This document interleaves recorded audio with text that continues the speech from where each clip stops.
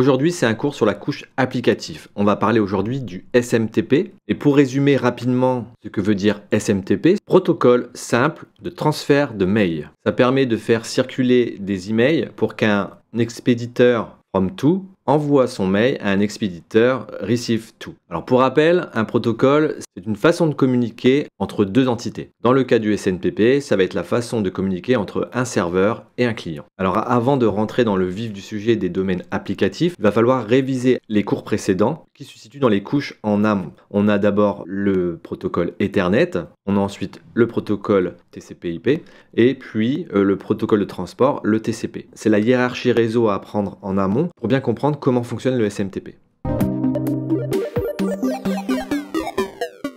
Alors, dans une première partie, on va voir ce qu'est la couche applicative exactement. Ensuite, dans une deuxième partie, on verra les principes de messagerie. Dans une troisième partie, on verra ce qu'est le protocole SMTP en détail. Et dans une dernière partie, on verra comment circulent nos emails à travers le web et comment les serveurs s'échangent ces messages en passant dans les différentes routes du réseau Internet. Alors, au niveau de la couche applicative, elle se situe dans le modèle OSI. Le modèle OSI, c'est un modèle en 7 couches qui a été divisé pour que chaque couche soit indépendante, pour que si une couche est modifiée, ça n'impacte pas les autres. Au niveau de la couche physique, on trouve essentiellement la physique, donc le câblage RS232 qu'on a vu dans la vidéo R01, le câblage en fibre optique ou le câblage en Wi-Fi. Au niveau de la couche de liaison, c'est le protocole Ethernet, donc c'est l'échange des trames entre entités quand elles sont connectées entre elles dans un réseau local. Le réseau Internet, c'est le regroupement de ces réseaux locaux, fait circuler la trame d'un réseau local à un autre réseau local en parcourant d'autres réseaux locaux à l'intérieur grâce aux routeurs qui vont aiguiller les paquets. Ensuite, dans le transport, on va voir le TCP. Le protocole SMTP va utiliser le TCP. C'est pour ça qu'il faut bien vérifier la vidéo sur le TCP. Et puis, dans la couche applicative, on retrouve, dans les trois dernière couche, session, présentation et application, on retrouve le HTTP, le FTP, le SMTP, le POP, l'IMAP et tous les protocoles applicatifs. Aujourd'hui, on va parler du SMTP. Au niveau du modèle OSI, il faut savoir qu'il a son camarade qui est le modèle TCP/IP, qui est exactement le même modèle mais qui n'est pas la norme, qui est calé dessus. Les couches 7, 6 et 5 sont regroupées en une seule couche application. C'est dans cette couche application qu'on va retrouver le SMTP. Lorsque l'on parle de la couche application, on ne va plus parler de trame, ni de paquet, ni de segment, on parle de données. C'est le PDU, c'est le protocole data unit, c'est le nom de l'unité du protocole en question de la couche application. Passons à la partie 2, les principes de messagerie en général sur le web. Donc il y a quand même un petit peu de vocabulaire à voir et à apprendre. Donc c'est le vocabulaire que j'ai mis ici. Le MUA, le Mail User Agent, le MSA, le Mail Submission Agent, le M2A, le Mail Delivery Agent et le MRA, le Mail Retrieval Agent. Alors, que vaut ce vocabulaire au niveau de la messagerie Internet? Dans un premier temps, on trouve l'utilisateur. L'utilisateur qui peut être aussi un service ou une application autonome. C'est pour ça que j'ai représenté ça par une roue crantée. Il rédige leur mail et le transmet en version texte à un MUA. Donc un Mail User Agent, c'est ce qui va transformer votre texte ou votre HTML en mail bien formaté pour qu'il soit compatible avec toutes les messageries dans le monde. Une fois que ce Mail User Agent a son email, donc ça peut être soit un service PHP en ligne, soit par exemple une messagerie comme Thunderbird que vous installez sur votre machine. Et ensuite, tout ce message est envoyé en SMTP à un logiciel qui est un MSA, un Mail Submission Agent, c'est-à-dire une application qui vérifie que votre mail est bien formé et que vous avez l'autorisation de l'envoyer en utilisant ce serveur. Ensuite, une fois que ce mail est accepté, il va être transmis à un MTA, un Mail Transmission Agent. Donc là, c'est un service en ligne, donc vous pouvez utiliser les serveurs Gmail, les serveurs Sendinblue, les serveurs de Outlook, de Microsoft. Il y a différents services de messagerie. Et en fait, ce message, une fois qu'il arrive, par exemple, si vous envoyez un message à Paul, eh bien le service Gmail ou le service Sendinblue ne sait pas qui est Paul. Surtout ne sait pas où se situe le serveur de la messagerie de Paul. Donc on est obligé de passer par un DNS, un serveur qui permet de demander une adresse IP à partir d'un nom de domaine. C'est exactement le même principe quand on demande, par exemple, d'afficher le site google.com en HTTP. On a besoin de son IP. Le DNS va nous renvoyer son IP et après on envoie une requête en visant le serveur IP et en traversant le réseau comme ceci. Pour le mail, c'est exactement pareil. On est obligé de faire appel à un DNS pour résoudre le nom de domaine. Donc c'est ce qui se situe derrière le arrobase. Vous avez toujours un nom de domaine. Eh bien, le MTA, le service de transfert de mail, va demander au DNS, alors on appelle ça un enregistrement MX pour Mail Exchanger. Donc en gros, quelle est l'adresse IP du serveur de mail en question. Et une fois que vous avez cette information, le mail arrive à un MD MDA, donc un mail délivré agent, c'est un serveur de mail chez votre destinataire, chez la personne que vous voulez contacter. Et ce mail, en fait, est sauvegardé dans les disques durs de Debian, le temps qu'un utilisateur, donc le destinataire en question,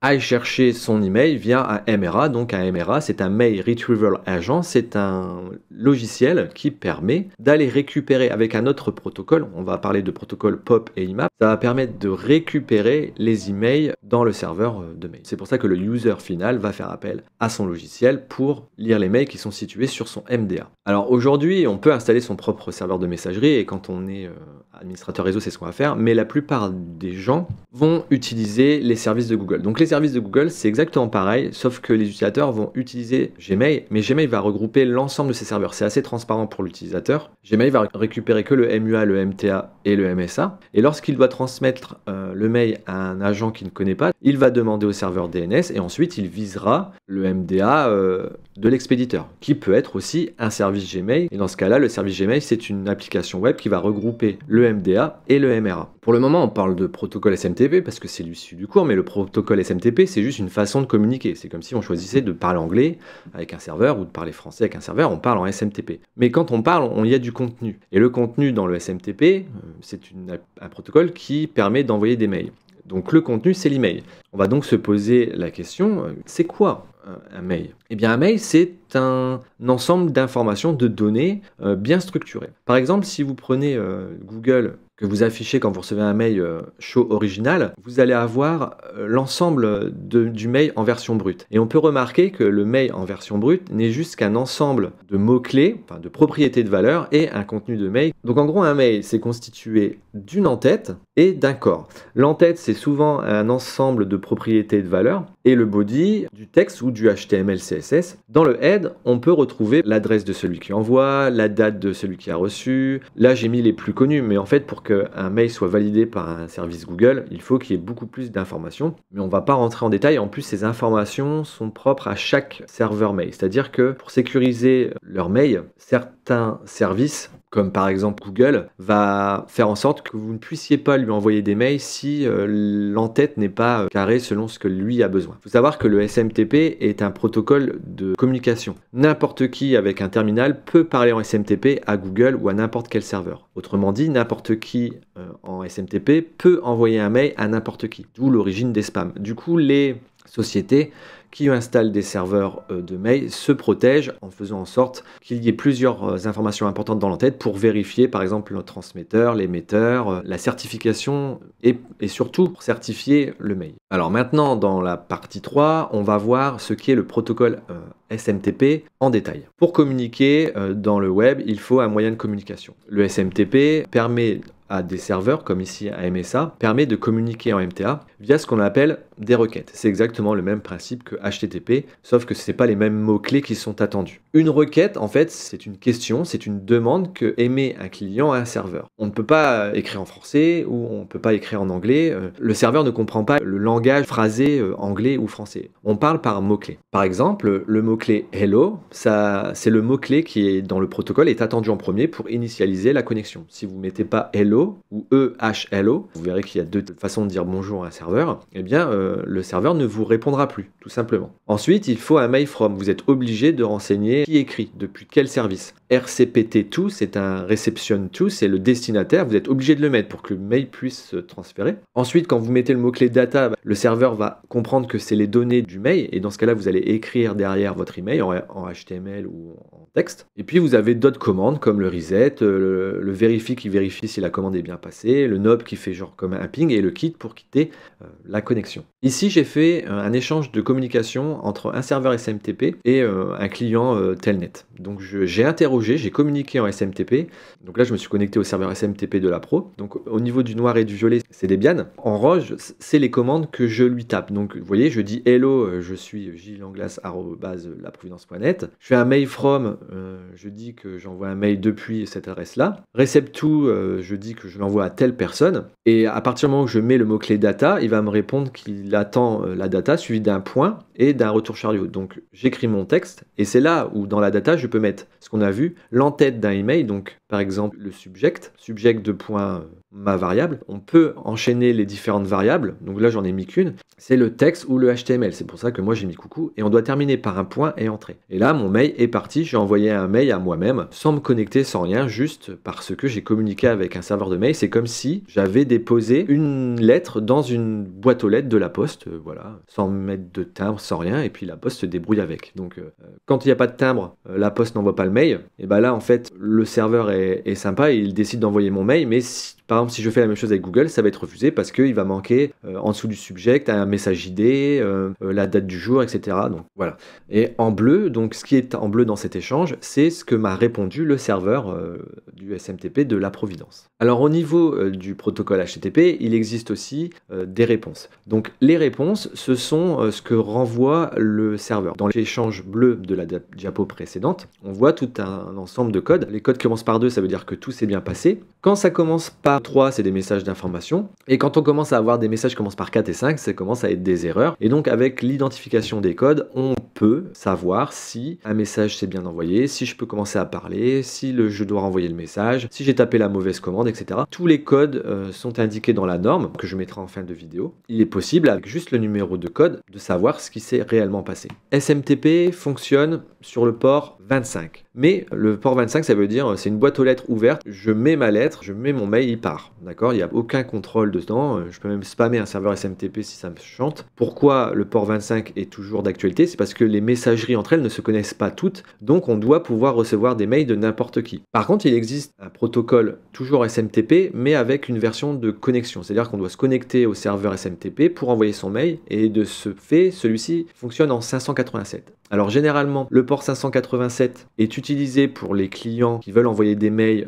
en leur nom parce qu'ils ont un compte sur le serveur SMTP. Et le port 25 est utilisé par les autres messageries pour juste déposer un email qui leur est destiné. Et là, ils doivent passer les contrôles usuels. Un mail qui est mal formaté ou qui n'a pas les bons champs et les bonnes propriétés sera forcément refusé. Gmail étant celui qui a un système de spam le plus performant et qui refuse beaucoup d'emails s'ils ne sont pas faits dans les règles de l'art. On va maintenant passer à la dernière partie de cette vidéo, la partie sur le transfert des mails au travers Internet. Donc comment ces mails circulent et est-ce qu'ils peuvent se perdre, comment ils arrivent dans notre bonne boîte aux lettres et pas celle du voisin. Pour comprendre cette partie, il faut bien sûr avoir révisé l'Ethernet, le monde TCP/IP et le protocole TCP pour voir un peu où cela se situe. Dès qu'un mail part sur une machine, il passe forcément dans un réseau local et pour qu'une machine puisse envoyer un message à son destinataire à travers ce réseau ou à un routeur si la machine en question n'est pas dans le réseau local actuellement, ça passe forcément par une trame Ethernet. Et donc dans les données que l'on voit ici, va être transporté le protocole IP, le protocole TCP et à l'intérieur le protocole SMTP. Donc il envoie sa trame Ethernet avec la bonne adresse MAC pour atteindre le routeur puisqu'on imagine que le mail est dans un autre réseau local à l'autre bout du monde. Et c'est le routeur qui fait le travail d'aiguillage des paquets IP en regardant l'adresse IP destination. Une fois que le mail part, il est transmis, comme on l'a vu tout à l'heure, à un MTA. Et en fait, le MTA a besoin de connaître l'IP de son destinataire, puisque sinon il ne sait pas envoyer le message. Donc c'est pour ça qu'il y a un échange avec un serveur DNS pour aller voir l'entité MX. Et une fois qu'il a cette adresse IP, il va pouvoir interroger le service MDA. Donc là, on est dans la couche 4. On a une adresse IP, c'est le protocole IP qui prend en compte. Il y a toujours les trames Ethernet qui sont utilisées du MTA à R1, de R1 à R2 et de R2 au MDA. Et dedans, dans cette trame Ethernet, est transporté le datagramme IP pour atteindre l'IP du serveur de mail. Et dans le datagramme IP, il y a des segments TCP pour fractionner le mail en petits morceaux si c'est un gros email. Et ensuite, l'email arrive en MDA en étant encapsulé par le protocole SMTP. Donc voilà, en gros, mon logiciel d'email qui est sur ma 192.168.1.1 va envoyer son message à ici julien@rapidshow.com, donc mon nom de domaine rapidshow.com, et mon 192.168.1 ne connaît absolument pas ce nom de domaine. Du coup, il va transférer ce mail à un serveur de mail capable d'envoyer des mails, capable de parler et de communiquer en SMTP à quelqu'un sur une IP publique. Généralement, on met SendMail sur les serveurs Debian, c'est le plus simple. SendMail envoie un mail à un MTA, donc un serveur qui est capable de transférer des mails sur Internet. SendMail peut aussi directement envoyer le mail à la bonne personne, mais pour une gestion des mails plus propre, parce qu'il faut quand même montrer patte blanche sur Internet quand on envoie des mails, il faut mieux passer par un service qui a les bons certificats. Donc, par exemple, on passe par Sendinblue qui a des très bons certificats et qui paye pour ça, pour certifier l'origine de ces emails. Et une fois que le mail est envoyé ici via le protocole SMTP, Sendinblue, lui, ne sait pas qui est rapidshow.com. Voilà. Donc, il va passer par le web et il va envoyer une requête DNS MX pour avoir l'enregistrement MX de rapidshow.com. Le serveur DNS en question connaît les enregistrements DNS parce que j'ai payé un nom de domaine et il va dire, bah voilà, c'est la 88.98.123.1. C'est l'IP du nom de domaine rapidshow.com, c'est l'IP du serveur mail. Et une fois que Sendinblue connaît du coup l'IP du serveur mail de mon destinataire, donc rapidshow.com, il envoie en SMTP, donc il fait une requête SMTP au serveur en question. Donc imaginons que j'ai mis un VPS à cette IP là pour nom de domaine, et bien c'est mon serveur qui va récupérer mon email. Alors où se trouve le SMTP dans tout ça? Comme je l'ai dit tout à l'heure, déjà chaque trame est encapsulée dans une trame Ethernet, c'est la trame qu'on voit en rouge pour communiquer d'une entité à une autre ou d'une entité à un routeur qui lui-même va remettre une trame Ethernet à un autre routeur si on a plusieurs routeurs à passer pour aller à destination. Et dans ce paquet IP, on a forcément dans le paquet IP le champ data. Et dans ce champ data, on va trouver un datagramme TCP. Et dans le datagramme DCP, on va aussi trouver un champ data. Et dans ce champ data, on va trouver le protocole SMTP. Du coup, au niveau de la trame, là, on voit en rose le protocole SMTP qui est encapsulé dans le bleu de la trame TCP, dans le orange de la trame IP et dans le rouge de la trame Ethernet. Et à l'intérieur de ces datas, donc au niveau du rose, les 0 et 1 qui représentent l'échange SMTP, à un moment donné, vous avez un échange de mots-clés et de réponses, mais à un moment donné, il y a la data qui part, puisque une fois qu'on met le mot-clé data, le serveur attend la donnée, donc attend le texte ou le HTML. On va voir donc du HTML, ça part comme ça sur Internet, ce n'est pas du tout pour l'instant encrypté. Il n'y a pas d'encryption des mails, les mails passent en clair sur le réseau, et donc il est préférable d'éviter de vous envoyer vos mots de passe via vos adresses email. Un petit mot sur l'encapsulation, on rappelle que c'est la couche supérieure, la couchette applicative qui possède le SMTP. Le SMTP va être encapsulé dans les 3 couches précédentes, session, application. Ensuite, il va être mis dans un segment TCP dans la couche 4. Ce segment TCP va être mis dans un paquet IP. Ce paquet IP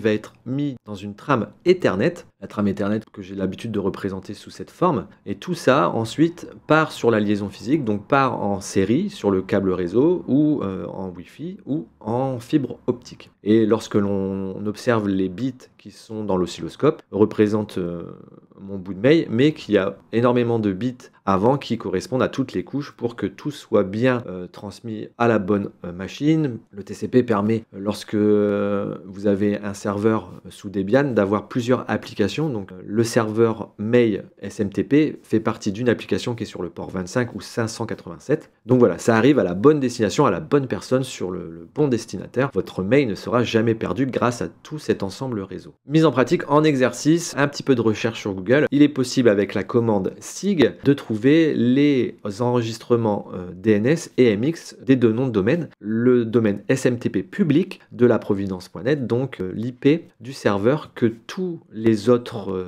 serveurs de messagerie, Gmail, Outlook, Microsoft, etc., utilisent pour envoyer un mail dans vos messageries de la Providence.